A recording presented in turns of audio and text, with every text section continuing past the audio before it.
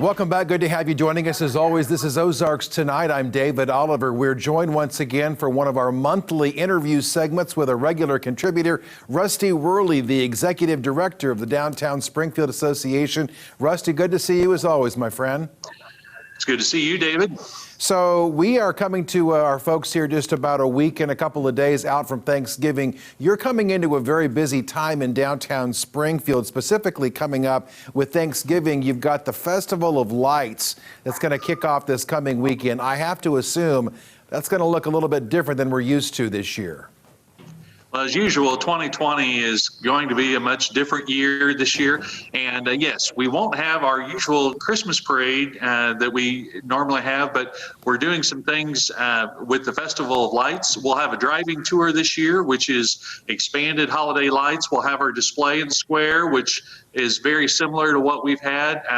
The lights will come on at the square 7:55 this Saturday night, and the mayor will be lighting the tree remotely from the rooftop of Vantage at Hotel Vandervoort, but that'll be at 7:55, and he's encouraging everybody across town to turn on their lights that night on Saturday the 21st. And then we'll have a driving tour that goes east on Park Central East and St. Louis Street, past Jubilee Park there at Jefferson, St. Louis, and then down to the Expo Center lot. It will wrap around Hammond's Tower and then come back at Jordan Valley Park on Traffic Way, and then keep coming west on Traffic Way down to Founders Park, and then past Founders Park, going back on Boonville and coming back to the square. So that will be our driving tour this year. That will allow folks to enjoy the lights from the safety of their own vehicles.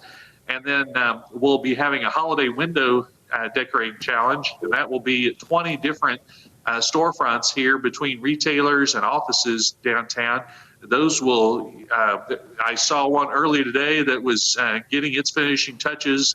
Those will go live this weekend, so encourage everybody to come out on their own time. Those will be up between now and the end of December. And one of the things too with the Christmas parade, since we can't have that on the second Saturday in December like we normally do, we've invited the high school bands to come out, and we'll have a group of them this Saturday night. They will start about 7 o'clock, and we'll have Drury, Parkview, the Lassies, Parkview Lassies, and Kickapoo performing this weekend. They'll play 20 to 30-minute sets. But that will be something new. We always love having marching bands. And then we'll have another group of marching bands that will come out on December the 12th and play those shorter sets there in Park Central Square. We'll be posting all the information for the holiday schedule on the itsalldowntown.com website. And we're also getting ready to outline or unveil a new app. We've been partnering with a firm in the E-Factory here downtown, with a firm called Incent to have a new Festival of Lights app, and more information will come on that here later this week. Let me just hit those dates again, Rusty. That's this Saturday, the 21st, and also Saturday, December 12th, with the marching bands that are going to be playing down on the square downtown. If you want to go down there, I would assume you could drive by, or if you're going to go down there and walk, just to remain socially distant, wear a mask out there if you want to listen to those bands again on the 21st and the 12th. And Rusty, as we look toward the holiday season, this is a very important time for your particular part of our city. You have small businesses down there that really rely on this time of year. I saw something on social media just a few weeks ago that said, if you want to see your favorite small business around next year, support them now. And I think that probably rings true for a lot of the merchants that you represent downtown. Talk about that need to support those people, and also what you're doing to support those merchants there in the downtown Center City region. Sure. Well, every year, the holiday season makes up around 40% of most retailers' annual sales. So it's always a critical time of year. But this year, when you've had shutdowns and limited occupancy, much more traffic going online, the challenges for our local retailers and entrepreneurs have never been greater. And I absolutely agree that if you want to see those local retailers around this time next year, then you need to support them, not just verbally, not just on social media, but with your pocketbook and carving out a portion of your holiday budget, not all of it, but a portion for your favorite retailer, and also exploring some of the retailers that you haven't gone to before, learning more about them. We always find that when you learn more about local entrepreneurs, you get vested in them and you want to support them. And so I really encourage everyone to do that. We have several things.